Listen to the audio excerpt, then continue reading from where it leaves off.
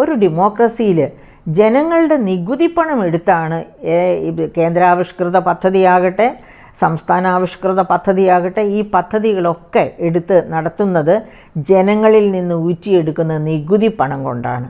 ഓക്സ്ഫാമിൻ്റെ അസമത്വ survey ഒക്കെ പറയുന്നുണ്ട് ഇന്ത്യയിലെ പിന്നെ ജി എസ് ടിയുടെ 63% വരുന്നത് താഴെ തട്ടിലെ 50% ഉപഭോക്താക്കളിൽ ആണെന്നാണ് പറയുന്നത്. ബാക്കിയുള്ള ഭാഗം മാത്രമേ ഉയർന്ന വരുമാനക്കാർ ചെലവഴിക്കുന്നുള്ളൂ. അപ്പോൾ ആരുടെ അടുത്തു നിന്നാണ് കേന്ദ്ര ഗവൺമെൻറ്റോ സംസ്ഥാന ഗവൺമെൻറ്റോ നടത്തുന്ന ജനസേവന പ്രവർത്തനങ്ങൾ ഈ പറയപ്പെട്ട കേന്ദ്ര സംസ്ഥാന പദ്ധതികൾ നടപ്പിലാക്കുന്നത്? ജനങ്ങളുടെ നികുതി പണം കൊണ്ട് തന്നെയാണ്. നമ്മളവിടെ ഒരു കാര്യം പ്രത്യേകമായിട്ട് ഓർക്കണം. ഒരു പാവപ്പെട്ട വ്യക്തിയുടെ കയ്യിൽ 100 രൂപ കിട്ടിയാൽ 101 രൂപയും ഉപഭോഗത്തിന് വേണ്ടി അയാൾ ചെലവഴിക്കേണ്ടി വരും. ഞാൻ പറയുന്നത് എന്താണെന്ന് വെച്ചാൽ അയാളുടെ കയ്യിൽ കിട്ടിയ മുഴുവൻ പൈസയിലും അയാൾ നികുതി അടയ്ക്കേണ്ടി വരും. അതേസമയത്ത് നമ്മൾ മുകേഷ് അംബാനിയെയോ അദാനിയെയോ ടാറ്റയെയോ അല്ലെങ്കിൽ അതുപോലെയുള്ളൊരു ധനാഢ്യനെയോ ഒന്ന് ആലോചിച്ച് നോക്കൂ. അവർക്ക് കിട്ടുന്ന വരുമാനത്തിൻ്റെ എത്രയോ മൈനറായിട്ടുള്ള ഒരു ചെറിയ ഭാഗം മാത്രമാണ് അവർ ഉപഭോഗത്തിന് വേണ്ടി അതിൽ മാത്രമാണ് അവർ നികുതി കൊടുക്കുന്നത്. പിന്നെ എങ്ങനെയാണ് നികുതി കൊടുക്കുക? പിന്നെയുള്ള നികുതി കൊടുക്കലൊക്കെ സർക്കാരും കൂടെ ചേർന്ന്, പ്രത്യേകിച്ച് ഇപ്പോൾ പിന്നെ മോദി ഗവൺമെൻറ്റും കൂടെ ചേർന്ന് നിന്നുള്ള ഒരു നികുതി വെട്ടിയിട്ടുണ്ട്. എങ്ങനെയാണ്? ഇലക്ടറൽ ബോണ്ടിൽ എത്ര കോടി കൊണ്ടുവന്ന് ഇട്ട് കൊടുത്താലും നികുതി കൊടുക്കണ്ട, അത് നികുതിയിൽ നിന്ന് ഒഴിവായി കിട്ടും. അപ്പോൾ അത് മാത്രവുമാണോ? അനോണിമസ് ആയിട്ടാണ്, ആരിട്ടു എന്നും പറയേണ്ടതില്ല.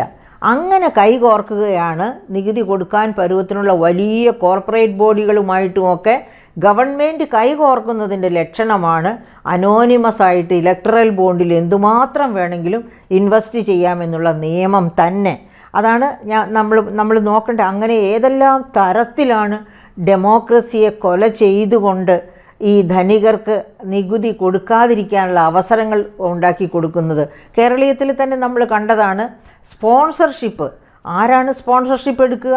അത് നമുക്കറിയാം. ഈ പറയപ്പെട്ട പിന്നെ ഈ ഫെസ്റ്റിവൽ എന്താണ് വിൽപ്പന മേളകളിലൊക്കെ വലിയ തോതിൽ വിറ്റഴിക്കപ്പെടുന്ന ഉൽപ്പന്നങ്ങളുടെ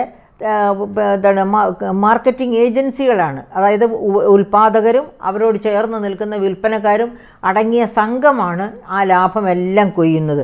അപ്പോൾ ആ ലാഭം കൊയ്യുന്ന അവരുടെ അടുത്ത് എന്നാണ് സ്പോൺസർഷിപ്പ് എടുക്കാൻ പറയുന്നത്. അവരെന്തായിരിക്കും ഒരു കണ്ടീഷൻ വയ്ക്കുക? നികുതി തരില്ല. ശരി, നികുതി ഞങ്ങൾ ചോദിച്ചു വരുന്നില്ല എന്ന് അങ്ങോട്ടും ഇങ്ങോട്ടും കണ്ണടച്ച് ഒരു അണ്ടർഹാൻഡ് ഡീലാണ് അവിടെയൊക്കെ നടക്കുന്നത്. അപ്പോൾ ഇതുപോലെ ഡെമോക്രസിയെ ചുതി ചെയ്തുകൊണ്ട് ചെയ്യുന്ന കർമ്മങ്ങൾ എന്താണെങ്കിലും പാവപ്പെട്ടവരാണ് നികുതി കൊടുക്കുന്നത്. ആ പാവപ്പെട്ടവൻ്റെ, അതായത് ഒരു മിഡിൽ ക്ലാസ്സും ലോവർ മിഡിൽ ക്ലാസ്സും ദരിദ്രരും അവരാണ് നികുതി അവരുടെ ഇൻകത്തിലെ ഏറ്റവും വലിയ വരുമാനത്തിൻ്റെ ഭാഗവും പിന്നെ സാധനങ്ങൾ വാങ്ങാൻ ചെലവഴിക്കുകയും നികുതി അതിൽ കൊടുക്കുകയും ചെയ്യുന്നത്. അപ്പോൾ അങ്ങനെയുള്ള പണം ഉപയോഗിച്ച് ചെയ്യുന്ന പ്രവർത്തനങ്ങളെ എന്തിനാണ് ബ്രാൻഡിംഗ് ഒക്കെ നടത്തുന്നത് എന്ന് നമുക്ക് മനസ്സിലാകുന്നില്ല. എന്താണെങ്കിലും അത് ഡെമോക്രസിയുടെ അപജയമായി മാത്രമേ നമുക്ക് കാണാൻ പറ്റൂ. അപ്പോൾ നമുക്ക് തിരിച്ച് വീണ്ടും ഫിനാൻസ് കമ്മീഷനിലേക്ക് വന്നാൽ, അങ്ങനെ 14 ഫിനാൻസ് കമ്മീഷൻ 42% ജനങ്ങൾക്ക് കൊടുക്കണമെന്ന് പറഞ്ഞു. അതായത് സംസ്ഥാനങ്ങൾക്ക് ഡിവിസിബിൾ പൂളിലൂടെ കൊടുക്കണമെന്ന് പറഞ്ഞു. പക്ഷേ കേന്ദ്ര ഗവൺമെൻറ് അത്രയും കൊടുക്കാൻ ആഗ്രഹിച്ചില്ല. അതിനെ ഇടപെടാൻ ശ്രമിച്ചു, നടന്നില്ല. അതിൻ്റെ ഫലമായിട്ട് 133% വരെ സെസ്, സർചാർജ് ഇവയെല്ലാം കൂടി അടക്കി നമ്മൾ നേരത്തെ കണ്ടതുപോലെ 5,10,549 കോടിയാണ് 2022-23 വർഷം കിട്ടിയ ഈ പറയപ്പെട്ട 2 സെസ്സിൽ നിന്നും സർചാർജിൽ നിന്നും കൂടി സമാഹരിച്ച പണം. അപ്പം അങ്ങനെ പണം സമാഹരിച്ചു. ഇനി അത് കഴിഞ്ഞപ്പോഴാണ് ഈ 15th ഫിനാൻസ് കമ്മീഷൻ്റെ വരുന്നത്. 15th ഫിനാൻസ് കമ്മീഷൻ്റെ ചെയർമാൻ എന്ന് പറയുന്നത് NK സിംഗ് ആണ്. അദ്ദേഹം അതിൻ്റെ റിപ്പോർട്ട്, അതായത് എങ്ങനെയാണ് കമ്മീഷൻ നടപ്പാക്കുക എന്നുള്ള റിപ്പോർട്ടൊക്കെ 2017 പാർലമെൻറ്റിൽ വയ്ക്കുന്നത്. 2021-22 മുതൽ 25-26 വരെയാണ് ഇതിൻ്റെ പ്രവർത്തന കാലഘട്ടം, ഈ കമ്മീഷൻ റിപ്പോർട്ടിൻ്റെ 15ാം ധനകാര്യ കമ്മീഷൻ റിപ്പോർട്ടിൻ്റെ പ്രവർത്തന കാലഘട്ടം.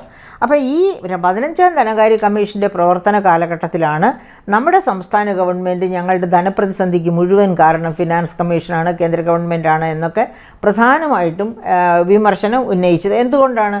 14ാം ധനകാര്യ കമ്മീഷൻ തീർപ്പനുസരിച്ച് നമുക്ക് ആ പൂളിൽ നിന്ന് കേരളത്തിന് കിട്ടിയത് 2.5%. പക്ഷേ 15ാം ധനകാര്യ കമ്മീഷൻ എൻകേസിംഗ് കമ്മീഷൻ 2020-21 മുതൽ പ്രവർത്തനം ആരംഭിച്ചപ്പോൾ നമുക്ക് ടാക്സ് പൂളിൽ നിന്ന് കിട്ടിയത് 1.9% കുറയുന്നു. അതെന്തുകൊണ്ടാണ് അങ്ങനെ കുറഞ്ഞത്? അത് കുറയാനുണ്ടായ കാരണം അതിലെ നോംസിൽ 15th ഫിനാൻസ് കമ്മീഷനും 14th ഫിനാൻസ് കമ്മീഷനും തമ്മിൽ നോംസിൽ ചില അന്തരങ്ങളുണ്ടായിരുന്നു. എന്തൊക്കെയാണ് ഏറ്റവും പ്രധാനപ്പെട്ട അന്തരം എന്ന് പറയുന്നത്? 14ാം ധനകാര്യ കമ്മീഷൻ വരെ എടുത്ത പോപ്പുലേഷൻ, ബേസ് പോപ്പുലേഷൻ 1971 പോപ്പുലേഷനായിരുന്നു. അന്ന് കേരളത്തിന് 3.83% പോപ്പുലേഷൻ ഉണ്ടായിരുന്നു ഇന്ത്യയുടെ പോപ്പുലേഷൻ്റെ. അതായത് 1971 പോപ്പുലേഷൻ കണക്ക് സെൻസസ് അനുസരിച്ച് കേരളത്തിൻ്റെ പോപ്പുലേഷൻ ഇന്ത്യൻ പോപ്പുലേഷൻ്റെ 3.83%. ഈ 15ാം ധനകാര്യ കമ്മീഷൻ എന്ത് ചെയ്തു? 2011 പോപ്പുലേഷനാണ് ബേസായിട്ട് എടുത്തത്.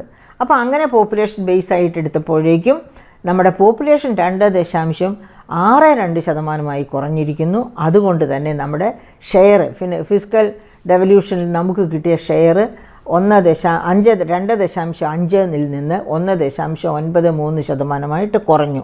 അപ്പോൾ ഇത് പക്ഷേ ഒരു കാര്യമുണ്ട്, ഈ പോപ്പുലേഷൻ വഴിയായിട്ട് 10% കുറയുമ്പോൾ മറ്റ് പോപ്പുലേഷൻ പോളിസി നടപ്പാക്കിയതിൻ്റെ പേരിൽ 12.5% നമുക്ക് കിട്ടുമെന്നും കൂടി ഓർക്കണം.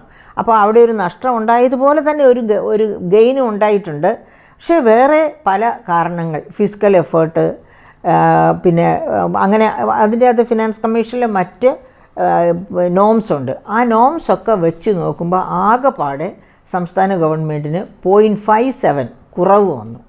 അപ്പോൾ നമ്മൾ ആലോചിക്കണം, അപ്പോൾ ഇതുകൊണ്ടാണ് ധനപ്രതിസന്ധി എന്ന് പറയുന്നതിൽ അർത്ഥമുണ്ടോ? ഇല്ലെന്നാണ് നമുക്ക് ആർഗ്യൂ ചെയ്യാൻ പറ്റുക. എന്തുകൊണ്ടാണ്? കർണാടകത്തിന് 1.06 നഷ്ടമുണ്ടായി ഈ പറയപ്പെട്ട നോംസൊക്കെ വെച്ച്. അവർക്ക് ധനപ്രതിസന്ധി ഇല്ലല്ലോ. പിന്നെ തമിഴ്നാടിന് കുറവുണ്ടായി, ആന്ധ്രയ്ക്ക് കുറവുണ്ടായി, തെലുങ്ക് ദേശത്തിന് കുറവ്. ഇവർക്ക് ആർക്കും ധനപ്രതിസന്ധി ഇല്ല. കേരളത്തിൽ മാത്രമേ ധനപ്രതിസന്ധിയുള്ളൂ. എന്ന് വെച്ചാൽ കേരളത്തിലെ ധനകാര്യ മാനേജ്മെൻറ്റ് വളരെ ആശങ്കാജനകമായ രീതിയിൽ താഴ്ന്നു പോയിരിക്കുന്നു, കാര്യക്ഷമതയില്ലാതെയായിരിക്കുന്നു. അതുപോലെയാണ് ധനധൂർത്തും മറ്റെല്ലാ കാര്യങ്ങളും. അപ്പോൾ അതിനു വേണ്ടിയിട്ട് കേന്ദ്രത്തെ പഴി പറഞ്ഞിട്ട് കാര്യമില്ല. പക്ഷേ നമ്മൾ ഒരു കാര്യം ഓർക്കണം, ഈ 42% എന്ന് പിന്നെ YV റെഡ്ഡി ഫിക്സ് ചെയ്ത ആ നോമിൽ നിന്ന് അത് കുറച്ചും കൂടി കുറച്ച് സംസ്ഥാനങ്ങൾക്ക് കൊടുത്താൽ മതി എന്ന ഒരു ആറ്റിറ്റ്യൂഡ് മോദി ഗവൺമെൻറ്റിനുണ്ടായിരുന്നു എന്നുള്ളത് തീർച്ചയായിട്ടും ആശങ്കാജനകമായ, അതായത് നല്ല ഫെഡറൽ തത്വത്തിന് എഗൻസ്റ്റാണ് അത്തരം വികാരങ്ങൾ. സംസ്ഥാനങ്ങൾക്ക് കൊടുക്കുക, സംസ്ഥാനങ്ങളുടെ ധനവിനിമയം എങ്ങനെയാണെന്ന് ഒന്ന് മോണിറ്റർ ചെയ്യുക, അത് ശരിയല്ല എന്ന് കണ്ടാൽ ചില ഡയറക്ഷൻസൊക്കെ കൊടുക്കുക, ചില കറക്ഷൻസൊക്കെ കൊടുക്കുക. അതിനൊക്കെയുള്ള സാധ്യതകൾ കേന്ദ്ര ഗവൺമെൻറ്റിനും കേന്ദ്ര ധനവകുപ്പിനും ഒക്കെയുണ്ട്, ഫിനാൻസ് കമ്മീഷനും ഒക്കെയുണ്ട്. അപ്പോൾ അങ്ങനെയൊക്കെ മോണിറ്റർ ചെയ്ത് നേരെ നടത്താൻ നോക്കുന്നതിന് പകരം കുറച്ച് കൊടുക്കണം. അതായത് അവർക്ക് 42% കൊടുക്കേണ്ട, അതിനേക്കാൾ കുറച്ച് കൊടുക്കണം എന്നുള്ള ഒരു താത്വികമായിട്ട് മാറ്റം വരുത്താനുള്ള ശ്രമം അതൊരിക്കലും ഒരു ഫെഡറൽ സംവിധാനത്തിൽ ഭൂഷണമല്ല. അങ്ങനെ ഒരു ഫെഡറൽ സംവിധാനത്തിൽ കേന്ദ്രം ആഗ്രഹിക്കുന്നുവെങ്കിൽ അതിനെ അനുകൂലിക്കാൻ സംസ്ഥാനങ്ങൾക്കോ അല്ലെങ്കിൽ ഈ ഫിസ്ക്കൽ സിറ്റുവേഷനെ പറ്റി കൃത്യമായിട്ട് അറിയാവുന്നവർക്കോ ഒരു കാരണവശാലും സാധിക്കുകയില്ല എന്നുള്ളതാണ് നാം മനസ്സിലാക്കേണ്ടത്.